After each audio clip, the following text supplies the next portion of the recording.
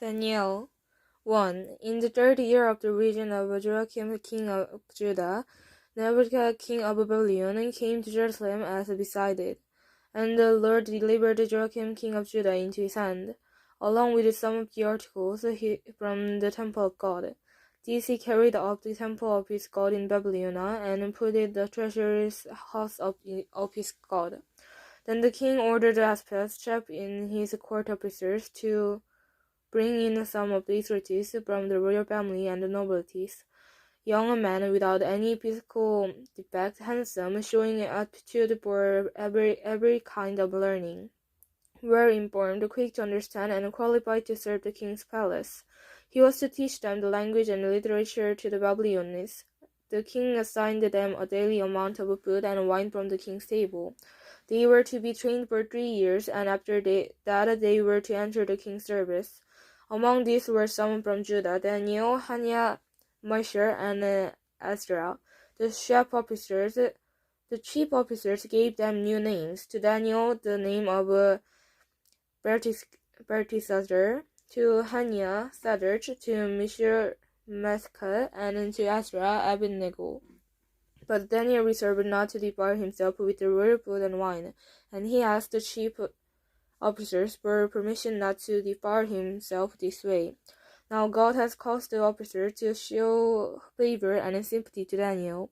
But the officer told Daniel, I am afraid of my lord the king, and who has assigned your food and drink.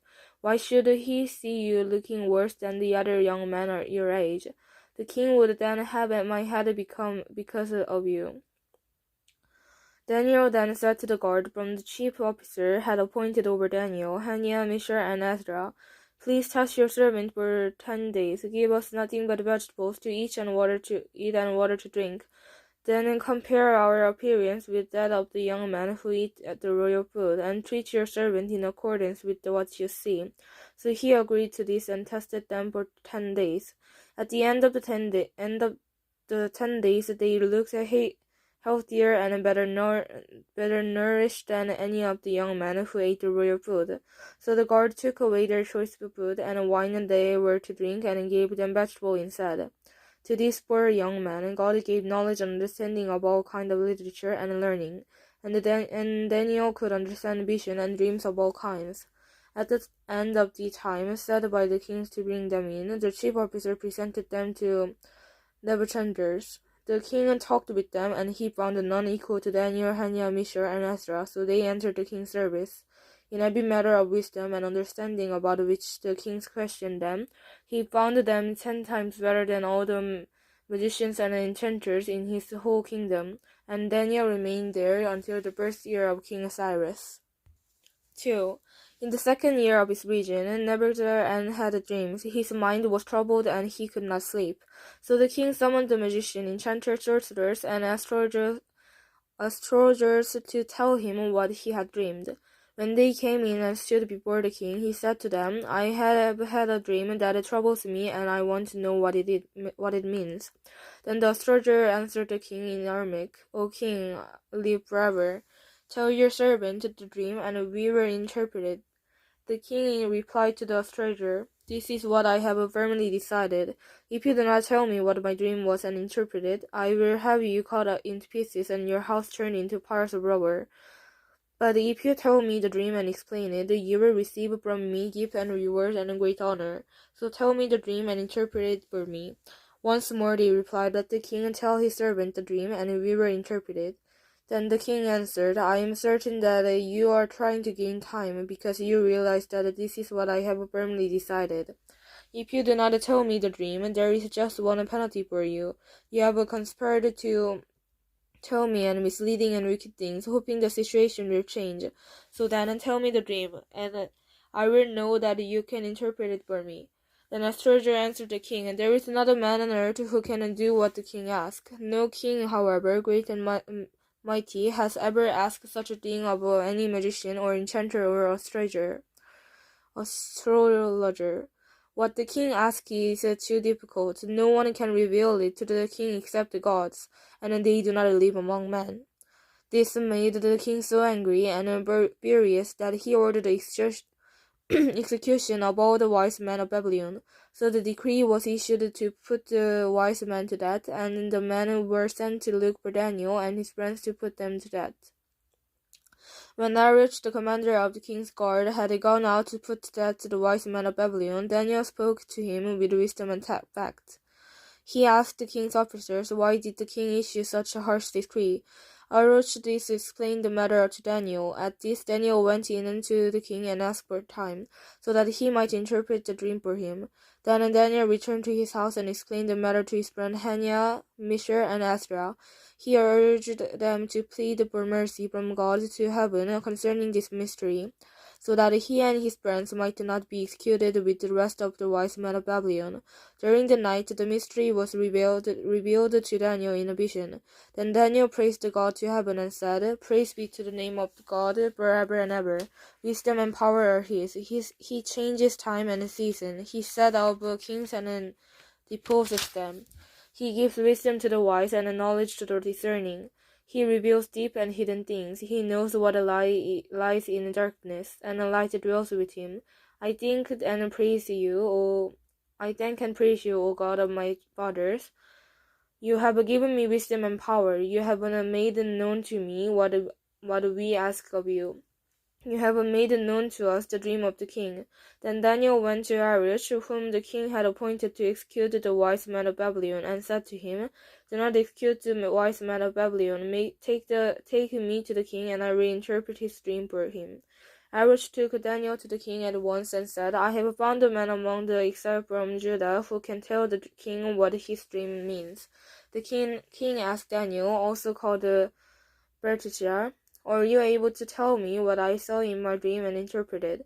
Daniel replied, No wise man, enchanter, magician, or diviner can explain to the king of mystery he has asked about. But there is a God in heaven who reveals mysteries. He has shown King Nebuchadnezzar what will happen in days to come.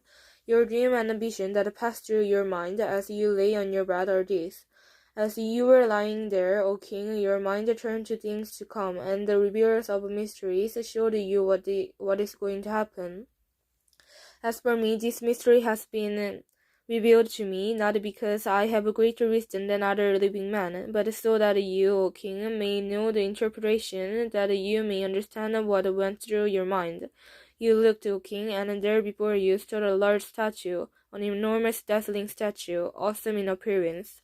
The head of the statue was made of pure gold, its chest and arm of silver, its belly and thigh are of bronze, its legs are of iron, its feet partly of iron and partly of baked clay. While you were watching, a rock was cut out, but not by human hand. It struck the statue on its feet of iron and clay, and smashed them. Then the iron, the clay, the bronze, the silver, and the gold were broken to pieces at the same time and became like chaff of the threshing floor in the summer. The wind swept them away without leaving a trace, but the rock that struck the statue because a huge mountain and filled the whole earth. This was the dream, and now we will interpret it to the king. You, O king, are the king of kings. The God of heavens has given you dominion and power and might and glory. In your hands he has placed mankind and the beasts of the field and the birds of the air. Wherever they live, he has made you ruler over them all. You are that head of gold. After you, another kingdom will rise inferior to yours. In next, a third kingdom, one of bronze, will rule over the whole earth. Finally, there will be a fourth king, strong as iron, for iron breaks and smashes everything, and as iron breaks things to pieces, so it will crush and break all the others. Just as you saw that the feet and toes are partly of baked clay and partly of iron, so this will be divided kingdom. Yet it will have some of the strength of iron in it, even as you saw iron mixed with clay.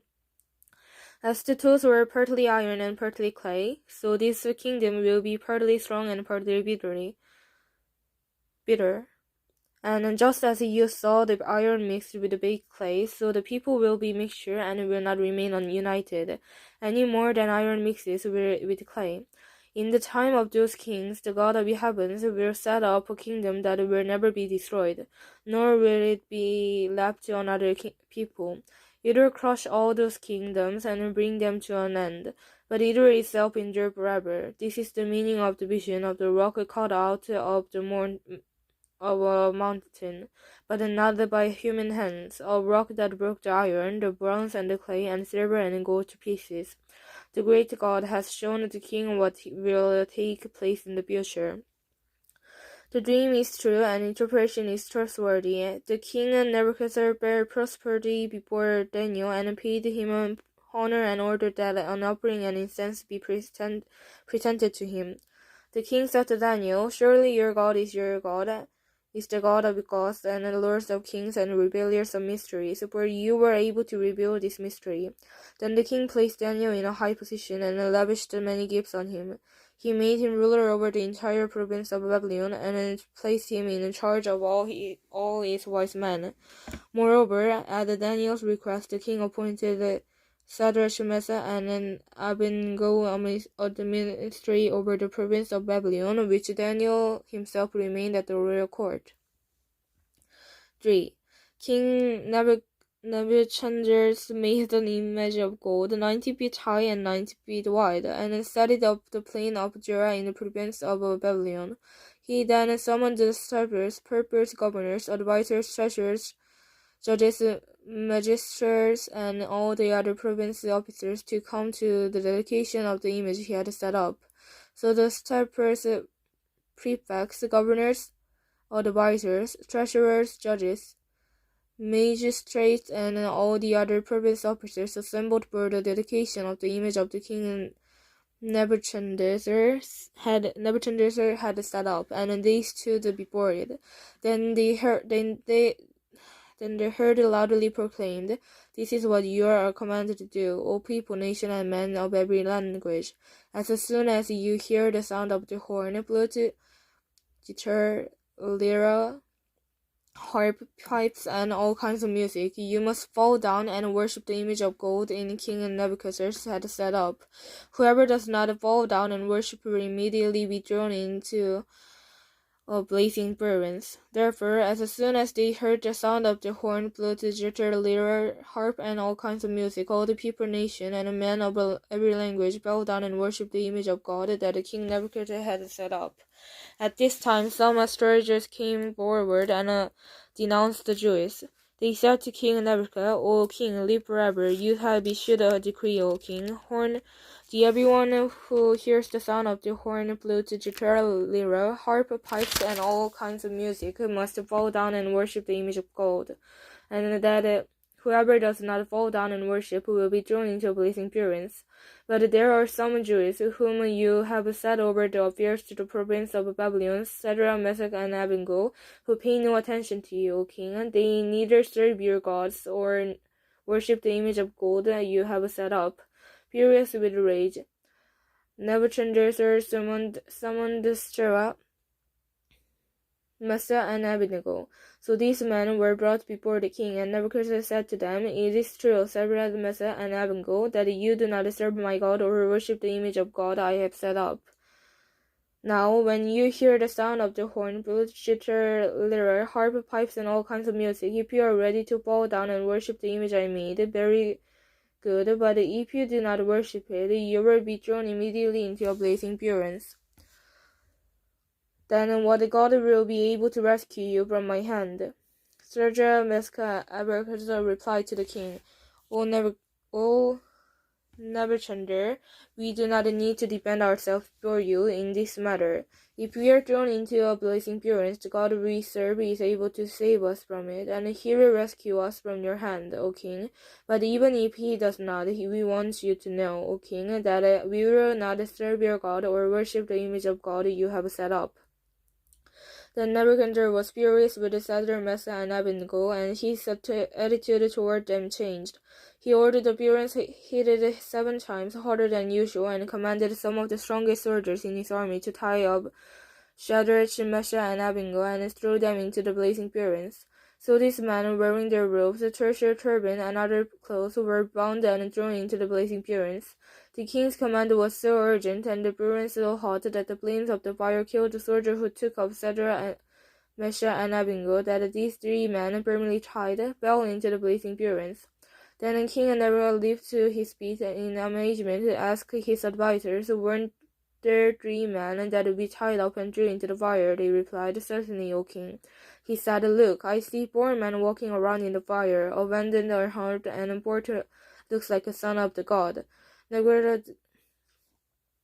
Nebuchadnezzar then approached the opening of the blazing furnace and shouted, "Shadrach, Meshach, and Abednego, servant of the Most High God, come out, come here." So Shadrach, Meshach, and Abednego came out of the fire, and the scepter, prefects, governors, and royal advisers crowded around them. They saw that the fire had not harmed their bodies, nor was a hair of their head singed. Their robes were not scorched, and there was no smell of fire on them. Then Nebuchadnezzar said, "Praise be to the God of Shadrach, Meshach, and Abednego, who has sent his angel and rescued his servant." They trusted in him and defied the king's command, and were willing to give up their lives rather than serve or worship any god except their own God. Therefore I decree that the people of any nation or language who say anything against the God of Shadrach, Meshach, and Abednego be cut into pieces, and their houses be turned into pile of rubber, for no other God can save in this way. Then the kings promoted Shadrach, Meshach, and Abednego in the province of Babylon. 4. King Nebuchadnezzar, to the people, nation, and men of every language who live in all the world, may you prosper greatly. It is my pleasure to tell you about the miraculous signs and wonders that the Most High God has performed for me. How great are his signs, how mighty his wonders. His kingdom is an eternal kingdom. His dominion endures from generation to generation. I, Nebuchadnezzar, was at home in my palace, contented and prosperous. I had a dream that made me afraid as I was lying in my bed. The image and vision that passed through my mind terrified me. So I commanded that all the wise men of Babylon be brought before me to interpret the dream for me. When the magician, enchanter, astrologer, and the diviners came, I told them the dream, but they cannot interpret it for me. Finally, Daniel came into my presence, and I told the dream. He is called the Wrestler after the name of my God, and the Spirit in the Holy Ghost in his. I said, Belteshazzar, chief of the magicians, I know that the Spirit of the Holy God is in you, and no mystery is too difficult to you. Here is my dream, interpreted for me. These are the visions I saw while lying in my bed. I looked, and there before me stood a tree in the middle of the land. Its height was enormous. The tree grew large and strong, and its top touched the sky. It was visible to the end of the earth. Its leaves were beautiful, its fruit evident, and on it was put burrow. Under it the beasts of the field found shelter, and the birds of the air lived in their branches. From it every creature was fed. In the vision I saw while lying in my bed, I looked, and there before me was a messenger, a holy one, coming down from heaven. He called me in a loud voice, "Cut down the tree and trim off its branches, strip off its leaves and scatter its fruit. Let the animal flee from under it and the bird from its branches, but let the stump on its roots, bound with iron and bronze, remain in the ground, in the grass of the field. Let him be drenched with the dew of heaven, and let him live with the animals among the plants of the earth. Let his mind be changed from that of a man, and let him be given the mind of an animal." Still 7 times passed by for him. The decision is announced by messengers. The Holy One declared the verdict, so that the living may know that the Most High is sovereign over the kingdom of man, and gives them to anyone he wishes, and sets over them the lowest of men. This is the dream that I, King Nebuchadnezzar, had. Now, Belshazzar, tell me what it means, for none of the wise men in the kingdom can interpret it for me, but you can, because the Spirit of the Holy God is in you. Then Daniel, also called Belshazzar, was greatly perplexed for a time, and his thoughts terrified him.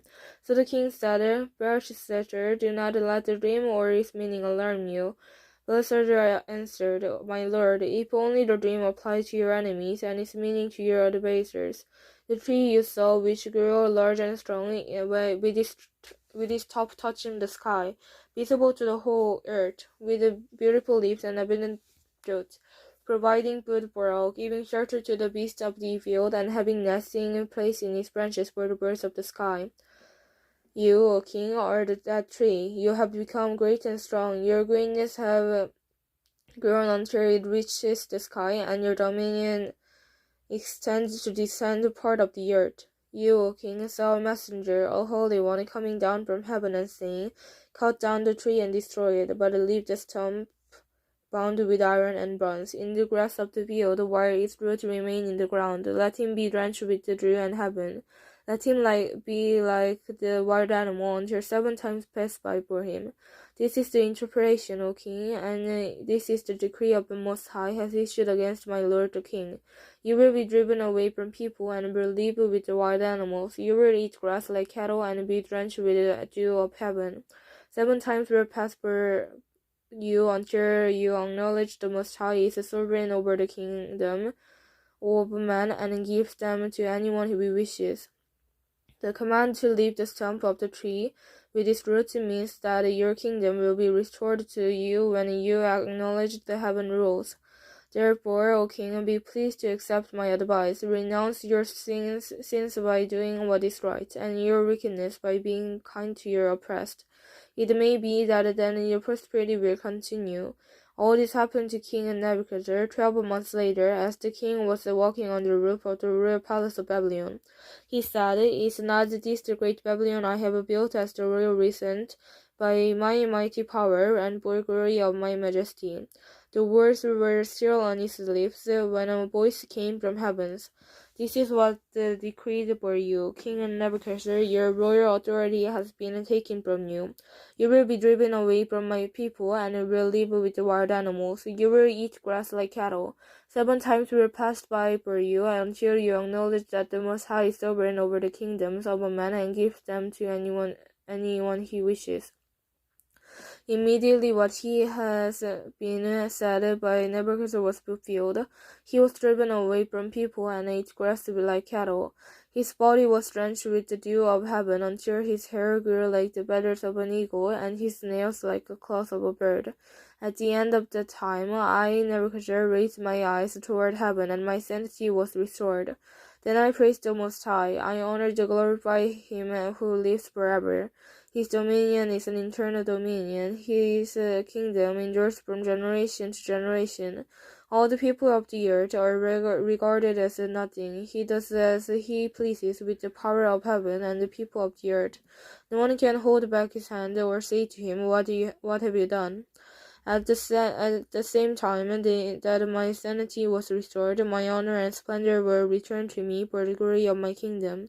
My advisers and nobles sought me out, and I was restored to my throne and became even greater than before. Now I, Nebuchadnezzar, praise and exalt and glorify the kingdom of heaven, because everything he does is right and all his ways are just, and those who walk in pride he is able to humble. 5. King Belshazzar gave a great banquet for 1,000 of his nobles, and drank wine with them. While Belshazzar was drinking his wine, he gave orders to bring in gold and silver goblets, and Nebuchadnezzar his father he had taken from the temple in Jerusalem, so that the king and his nobles, his wives and his concubines might drink from them. So they brought in the gold goblets, and have been taken from the temple of God in Jerusalem, and the king of his nobles, his wives and his concubines drank from them. As they drank the wine, they praised the God of gold and silver, and bronze, iron, wood, and stone. Suddenly the finger of the human hand appeared and wrote on the plaster of the wall near the lampstand of the royal palace. The king watched the hand as it wrote. His face turned pale, and he was so frightened that his knees knocked together and his legs gave way. The king called out to the enchanter, astrologer, and the diviners to be brought, and said to these wise men of Babylon, Whoever reads this writing and tells me what it means will be clothed in purple and have a gold chain placed around his neck, and he will be made the third highest ruler in the kingdom. Then all the king's wise men came in, but they could not read the writing or tell the king what it meant. So King Bertha came even more terrified, and his face grew more pale. His nobles were very afraid, and then Queen, hearing the voice of the king and his noble, came into the banquet hall. "O king, live forever," she said. "Don't be alarmed. Don't look so pale. There is a man in your kingdom who has the spirit of the holy God in him. In the time of your father, he was found to have insight and intelligence and wisdom like that of the God. King Nebuchadnezzar, your father the king, I say, appointed him chief of the magician, enchanter, astrologer, and diviners. Then a man Daniel, whom the king called Belshazzar, was found to have a keen mind and knowledge, understanding, and also the ability to interpret dreams, explain riddles, and solve difficult problems. Call for Daniel, and he will tell you what the writing means." So Daniel was brought before the king, and the king said to him, "Are you Daniel, one of the exiles my father the king brought from Judah? I have heard the Spirit of God is in you, and that you have insight, intelligence, and outstanding wisdom. The wise men and enchanters were brought before me to read this writing and tell me what it means. But then they could not explain it. Now I have heard that you are able to give interpretation and to solve difficult problems. If you can read this writing and tell me what it means, you will be clothed in purple and have a gold chain placed around your neck, and you will be named the third highest ruler in the kingdom." Then Daniel answered the king, "You may keep your gift for yourself and give your reward to someone else. Nevertheless, I will read the writing of the king and tell him what it means. O king, the Most High of God gave your father Nebuchadnezzar sovereignty and greatness of glory and splendor. Because of the high position he gave him, all the people and the nation and men of every language dreaded and feared him. Those the kingdom wanted to put to death, he put to death. Those he wanted to spare, spared. Those he wanted to promote, promoted, and those he wanted to humble, he humbled. But when his heart became ignorant and hardened with pride, he was disposed from his royal throne and stripped of his glory. He was driven away from people and given the mind of an animal. He lived with the wild donkeys and ate grass like cattle, and his body was drenched with the dew of the heaven, until he acknowledged that the Most High God is sovereign over the kingdom of men and sets over them anyone he wishes. But you, his son, O Belshazzar, had not humbled yourself, though you knew all this. Instead, you have set yourself up against the Lord of heaven. You had the goblet from his temple brought to you, and you and your nobles, your wives, and your concubines drank wine from them. You praised the God of silver and gold, of bronze, iron, wood, and stone, which cannot see or hear or understand. But you did not honor the God who holds in his hand and life and all your ways. Therefore he sent the hand that wrote the inscription. This is the inscription that was written. This is what these words mean. Many, God has numbered the days of your region and brought it to an end. Tackle, you have been weighed on the scale and found wanting. Paris, your kingdom is divided and given the Mendes and parents. Then Belshazzar commanded. Daniel was clothed in purple, a gold chain was placed around his neck, and he was proclaimed the third highest ruler in the kingdom. That very night, Belshazzar, king of Babylon, were slain, and Darius the Mede looked over the kingdom at the age of 62. 6. It pleases Darius to appoint 120 satraps to rule throughout the kingdom, with 3 administrators over them, one of whom was Daniel. The satraps were made unaccountably to them, so that the king might not suffer loss. Now Daniel also distinguished himself among the administrators and the satraps by expansion, quantities, and qualities, and the king planned to set over the whole kingdom. At this, the administrator and the satraps tried to find grounds for charges against Daniel in his conduct and government affairs, but they were unable to do so. They could find no corruption in him, because he was trustworthy and neither corrupt nor negligent. negligent. Finally, this man said, "We will never find any basis for charges against this man, Daniel, unless it has something to do with the law of his God." So the administrator and the serpent went as the group of the king and said, "O King Darius, live forever." The royal administrator, prefects, satraps, advisors, and governors have all agreed that the king should issue an edict and enforce the decree of anyone who prays to any god or man during the next 30 days, except you, O king, shall be thrown into the lion's den. Now, O king, issue the decree and put it in writing so that it cannot be alerted, in accordance with the laws of the Medes and Persian, which cannot be repealed. So King Darius put the decree in writing. Now when Daniel learned that the decree had been published, he was home to his upstairs room, where the king windows opened toward Jerusalem. 3 times a day he got down on his knees and prayed, giving thanks to his God, just as he had done before. Then this man went as the group found Daniel praying and asking God for help. So they went to the king and spoke to him about his royal decree.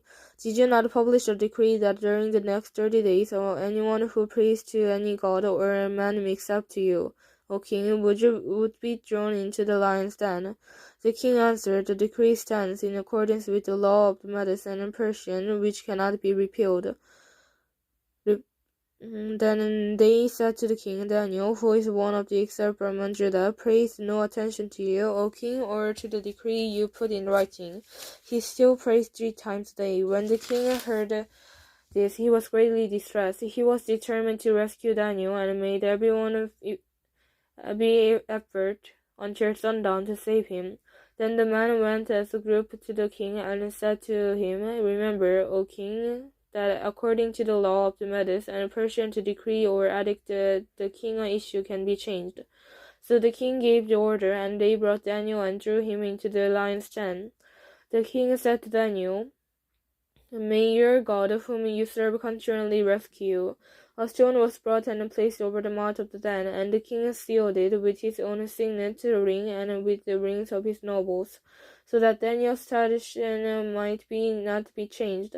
Then the king returned to the palace, sent to the night without eating and without any entertainment being brought to him, and he could not sleep. At the first light of dawn, the king got up and hurried to the lion's den. When he came near the den, he called to Daniel in the anguished voice, "Daniel, servant to the living God, has your God, whom you serve continually, been able to rescue you from your lions?" Daniel answered, "O king, live forever. My God sent his angels, and he shut the mouth of his lions. They have not hurt me, because I was found innocent in his sight, nor have I ever done any wrong before you, O king."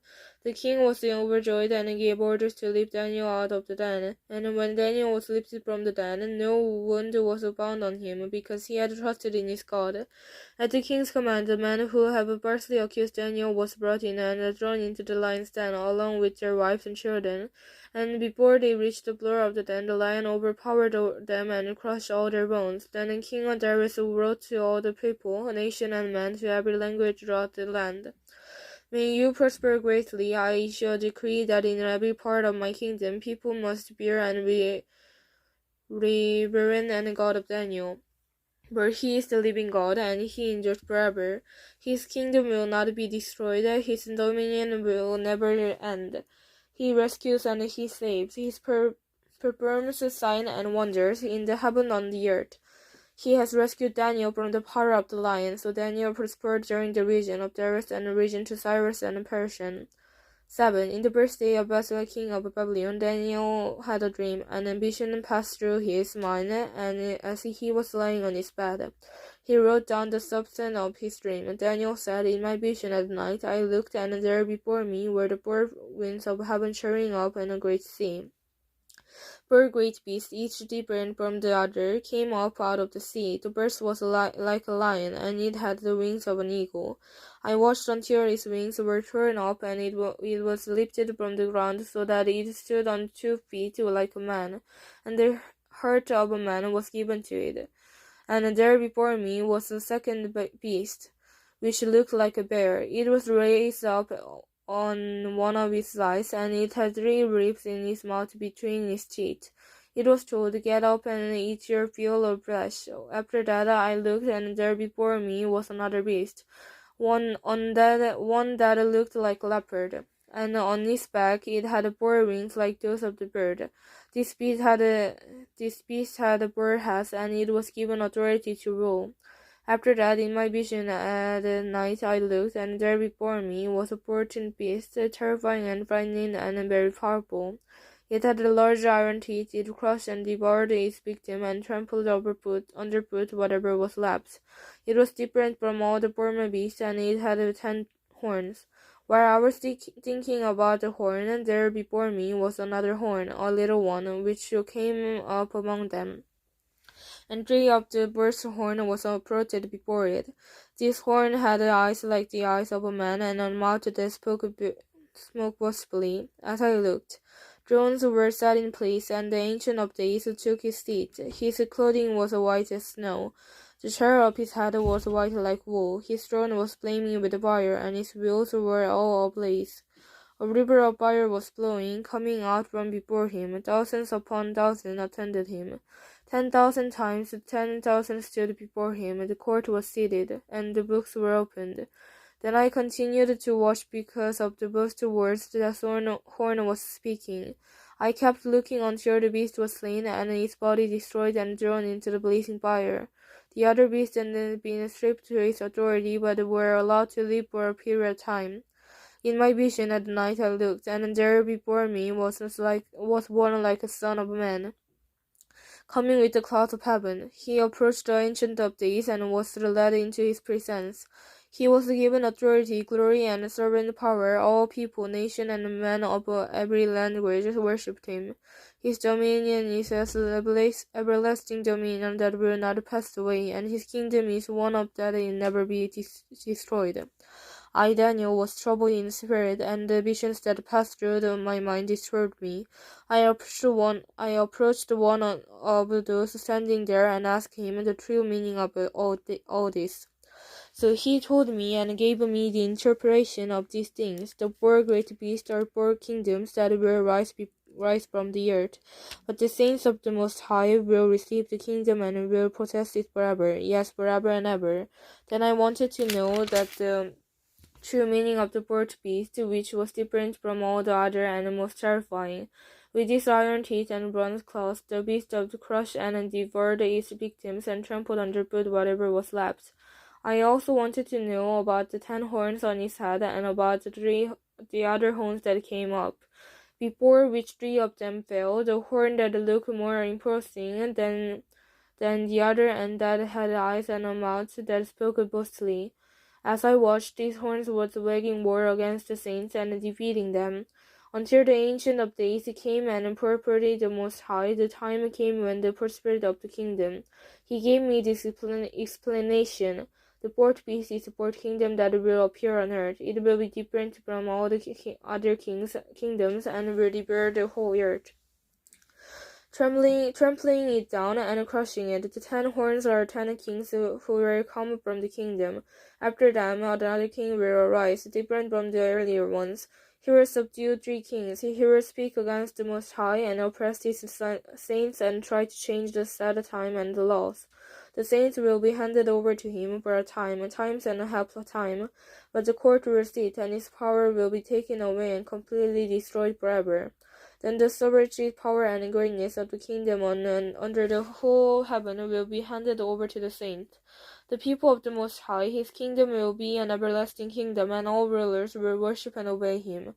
This is the end of the matter. O Daniel was deeply troubled by the thought, and my face turned pale, but I kept the matter to myself. 8. In the 3rd year of King Velska's reign, I, Daniel, had a vision, after the one that had already appeared to me. In my vision, I saw myself in a city of Susa in the province of Elam. In the vision, I was beside the Ole canal. I looked up, and there before me was a ram with 2 horns, standing beside the canal, and the horns were long.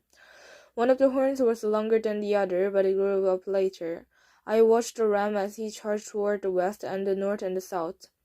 No animal could stand against him, and none could rescue from his power. He did as he pleased and became great. As I was thinking about this, suddenly a goat with a prominent horn between his eyes came from the west, crossing the whole earth without touching the ground. He came toward the two-horned ram I had seen standing beside the canal and charged at him in great rage. I saw him attack the ram furiously, striking the ram and shattering his two horns. The ram was powerless to stand against him. The goat knocked him to the ground and trampled on him, and none could rescue the ram from his power. The goat became very great, but at the height of his power, his larger horn was broken up, and in its place, four prominent horns grew up toward the four winds of heaven. Out of the one that came another horn, which started small but grew in power to the south and to the east and toward the beautiful land. It grew until it reached the host of the heavens, and it drew some of the starry host down to the earth and trampled on them. It set itself up to be as great as the prince of the host. It took away the daily sacrifice from him, and the place of his sanctuary was brought low. Because of rebellion, the host of the saints and the daily sacrifice was given over to it. It purposed in everything it did. The truth was thrown to the ground. Then I heard the Holy One speaking, and another Holy One said to him, "How long will it take for a vision to be fulfilled, the vision concerning the daily sacrifice, the surrender of the sanctuary, and the host that will be trampled underfoot?" He said to me, "It will take 2,300 evenings and mornings that the sanctuary will be reconstructed."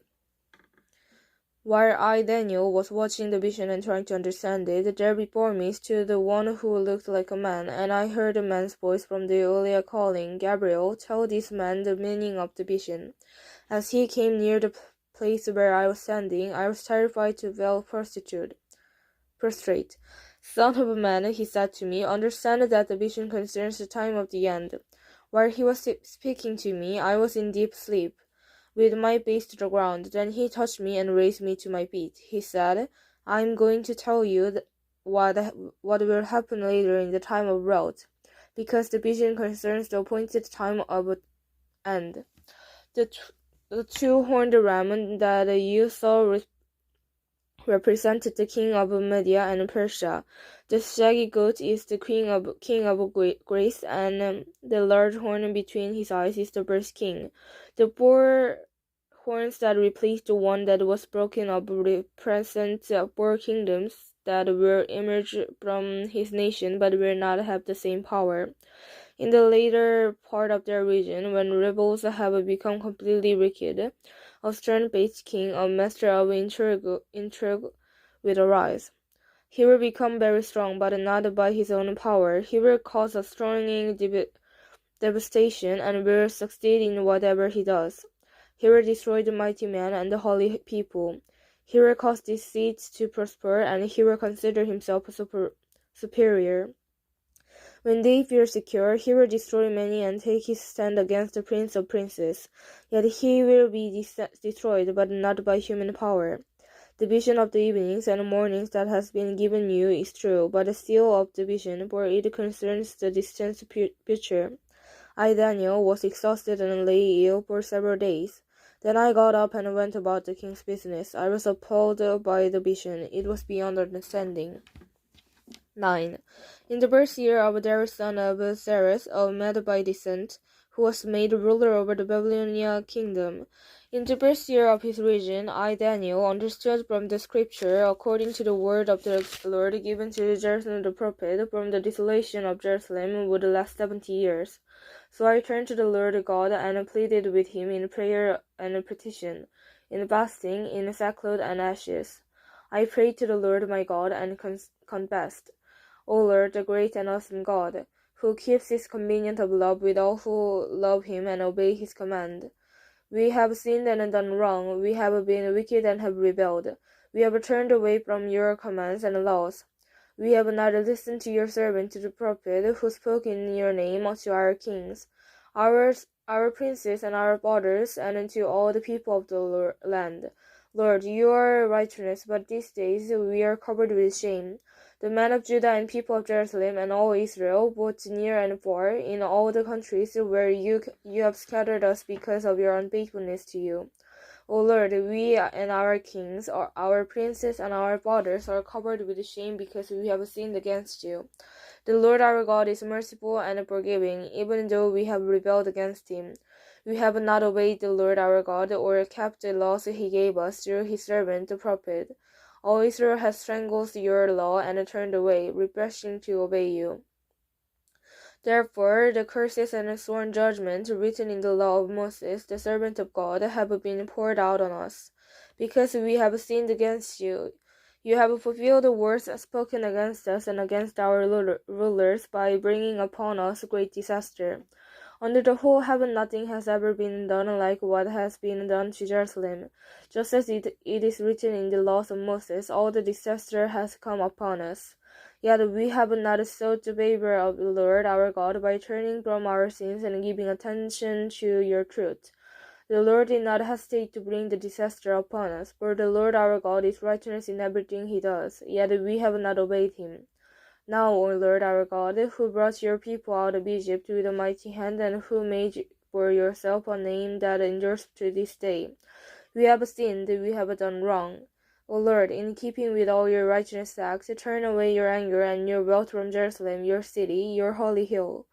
Our sins and iniquities for our father have made Jerusalem and your people an object of scorn to all those around us.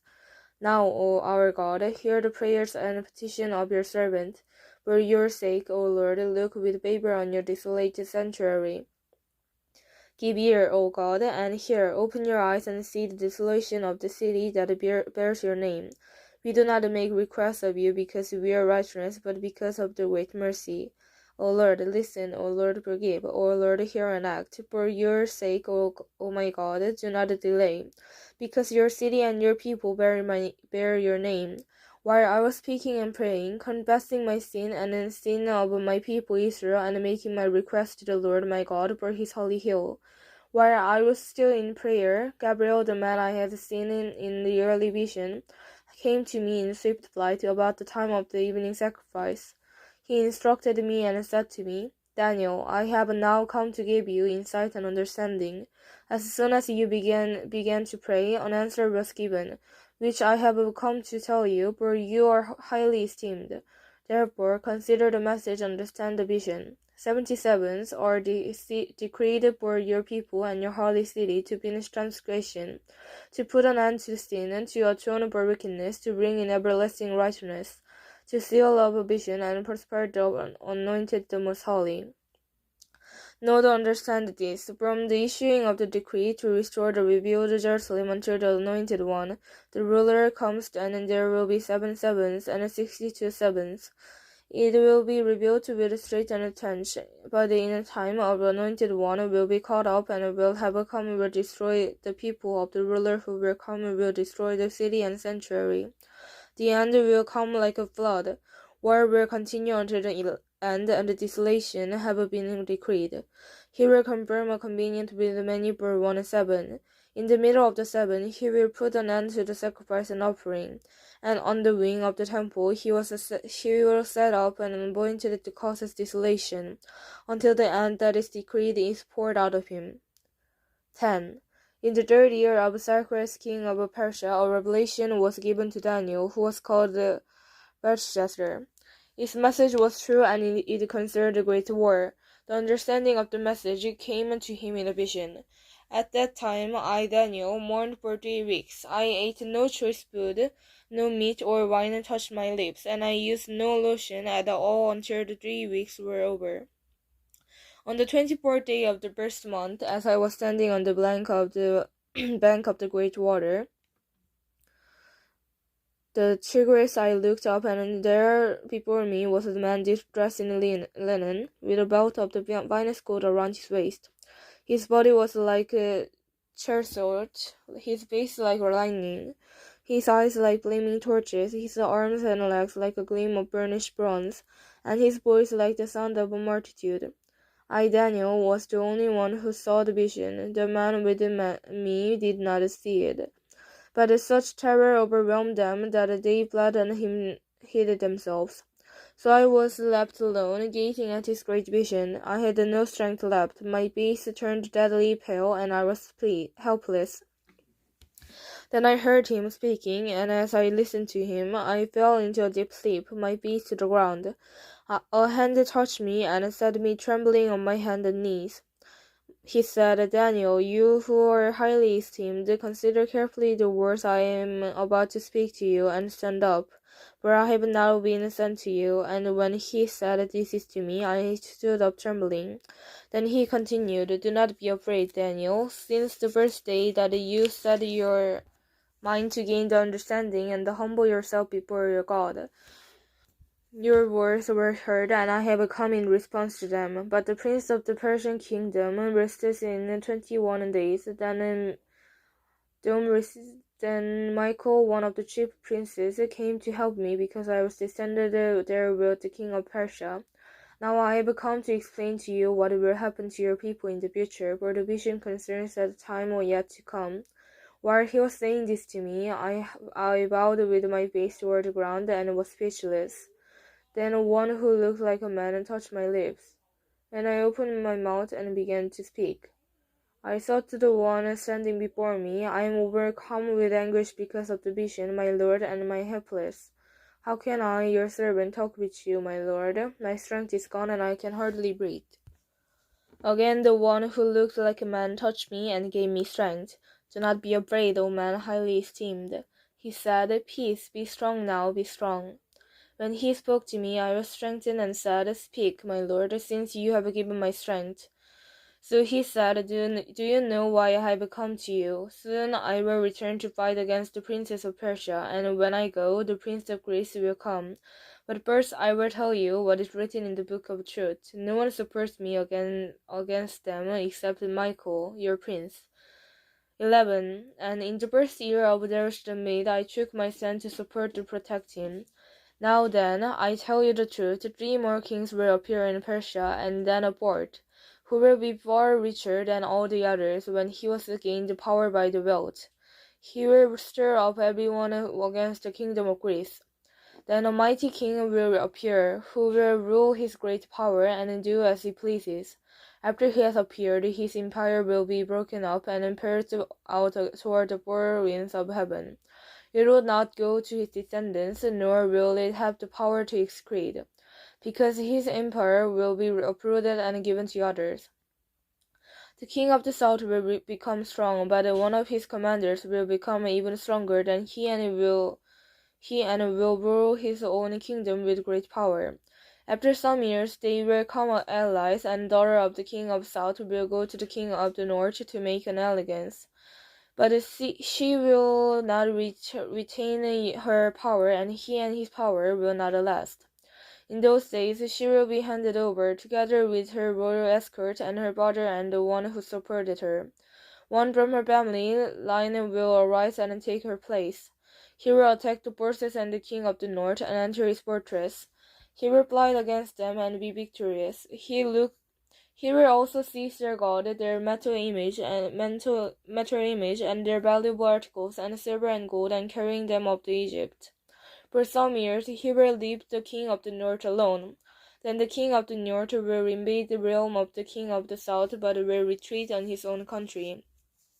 His sons will prepare for war and assemble a great army, which will sweep on like a irresistible flood and carry the battle as far as his fortress. Then the king of the south will march out in the rage and fight against the king of the north, who will raise a large army, but it will be defeated. When the army is carried up, the king of the south will be filled with pride and will slaughter many thousands, yet he will not remain triumphant. For the king of the north will muster another army, larger than the first, and after several years, he will advance with a huge army fully equipped. In those times, many will rise against the king of the south. The violent men among your own people will rebel in fulfillment of the vision, but without a success. Then the king of the north will come and build up siege ramp and will capture a fortified city. The force of the south will be powerless to resist. Even their best troops will not have the strength to stand. The invader will do as he pleases. No one will be able to stand against him. He will establish himself in the beautiful land and will come and power to destroy it. He will determine to come with the might of his entire kingdom and will make an alliance with the king of the south, and he will give him a daughter in marriage in order to overthrow the kingdom, but his plans will not succeed or help him. Then he will turn his attention to the coastland and will take many of them, but the commander will put an end to his insolence and will turn his insolence back upon him. And after this, he will turn back toward the fortress of his own country, but will stumble and fall, to be seen no more. His successor will send out a tax collector to maintain the royal splendor. In a few years, however, he will be destroyed, yet not in anger or in battle. He will be succeeded by the contemptible person who has not been given the honor of the royalty.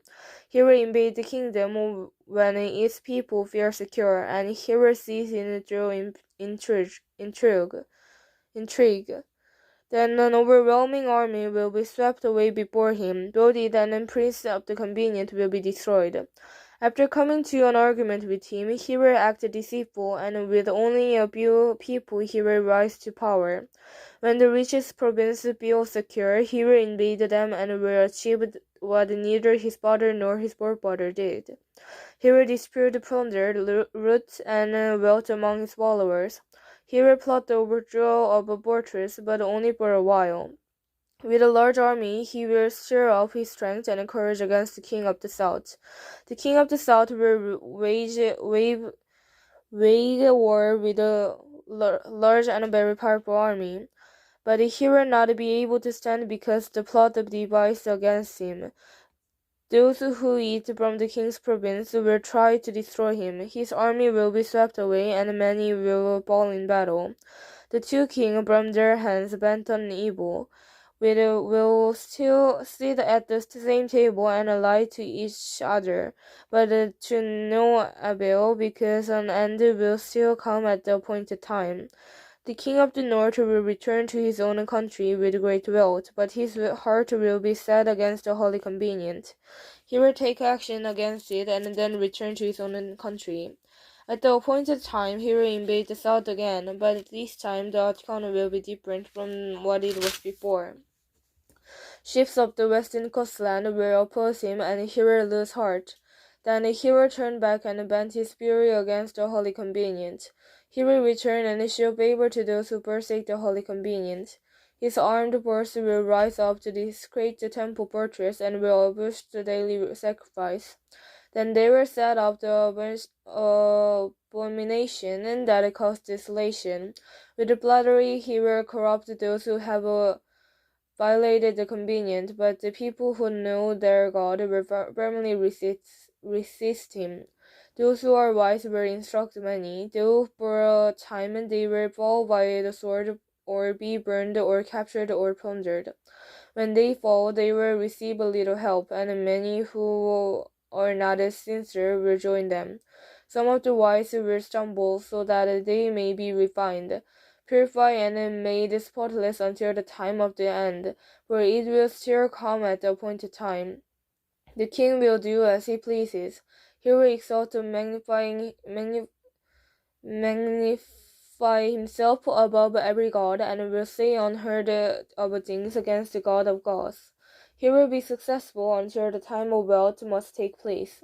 He will show no regard for the gods of his father, or for the one desired by a woman, nor will he regard any god, but will set himself above them all.